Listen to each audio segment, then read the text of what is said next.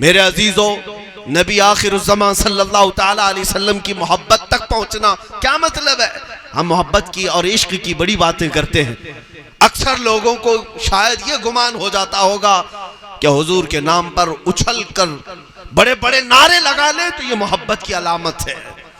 मेरे अजीजों, अगर सिर्फ नारों का ही नाम मोहब्बत होता तो सहाबा इकराम रिदवानुल्लाह ताला अलैहिम अजमईन तलवारों के नीचे नमाज नहीं अदा कर रहे होते, अपने घर में बैठकर लंबे नारे लगा देते।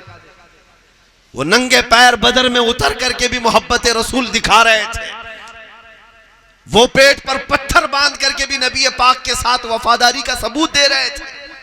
हम गरम जलसों में बैठ करके नारा लगाकर समझें कि ये मोहब्बत की अलामत है।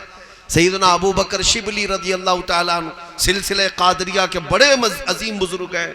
फरमाते मेरी जिंदगी का सबसे अजीम टफ डिफिकल्ट सवाल, मुश्किल सवाल अगर किसी ने मुझसे पूछ लिया, कौन कह रहा है जानते हो? ये हज़रत गौसे पाक के दादा पीर होते हैं, सिलसिले कादरिया के मशहूर बुजुर्ग हैं अबू बकर शिबली। फरमाते हैं अगर किसी ने मुझसे ये पूछ लिया, अबू बकर क्या आपको रसूलुल्लाह से मोहब्बत है? मेरी जिंदगी का ये सबसे मुश्किल सवाल है। मियां बताओ ये कोई मुश्किल सवाल है? अभी हम पूछे तो एक नहीं दोनों हाथ खड़े कर देंगे सारे। क्यों नहीं मियां?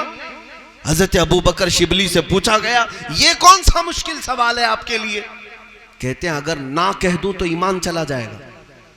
इस सवाल के जवाब में अगर मैं ना कह दूं मोहब्बत नहीं है, ईमान चला जाएगा, और अगर हाँ कह दूं तो जमीर मलामत करता है, तेरे अमाल कहां, तेरे महबूब के अमाल कहां तू मोहब्बत की बात करता है? ये कौन कह रहा है? ये सैयदना अबू बकर शिबली फरमा रहे हैं।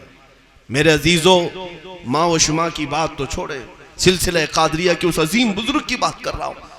नबी पाक सल्लल्लाहु ताला अलैहि वसल्लम के अखलाक और किरदार पर वो पूरी जिंदगी अमल करते रहे, फिर भी ये कहते हैं